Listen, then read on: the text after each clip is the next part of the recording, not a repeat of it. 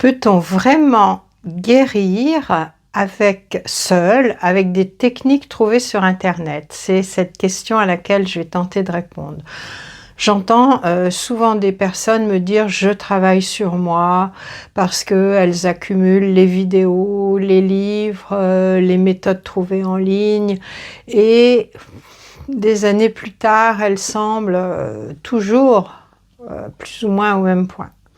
Et c'est pas un manque de volonté, c'est souvent une porte d'entrée inappropriée. Attention, je ne dis pas que l'introspection ne sert à rien. Se décrypter, se comprendre, mettre des mots sur ce qu'on vit, c'est super précieux, c'est même un premier pas courageux. Mais il y a une différence entre comprendre intellectuellement une difficulté et l'adresser complètement, tenter de la guérir. Et cette différence, c'est le lien. La plupart de nos blessures les plus profondes, les plus souffrantes, l'abandon, la trahison, la non-reconnaissance, les traumas, etc., se sont construites dans une relation avec un parent, un ou une partenaire, une figure d'autorité. Or, ce qui a été blessé dans le lien ne peut la plupart du temps se réparer que dans le lien.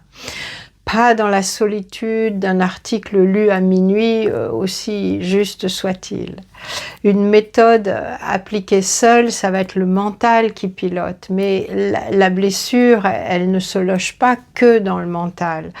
Elle est dans le corps, elle est dans le système nerveux, elle est dans les émotions, elle est dans la façon dont on réagit en présence de l'autre. Et ça se travaille aussi qu'en présence de quelqu'un. Un ou une thérapeute, un groupe, un espace sécurisant où on peut enfin vivre autrement ce qui nous a blessés. Et si je suis honnête, il y a souvent derrière ce « je gère seul » une peur qu'on ne nomme pas. Et c'est la peur de changer pour de vrai. Parce que tant qu'on lit, qu'on apprend, qu'on accumule des concepts, on reste en sécurité et dans le contrôle. Se confier à quelqu'un, se laisser accompagner, c'est accepter de ne plus tout maîtriser. C'est risquer d'être vu, touché, transformé.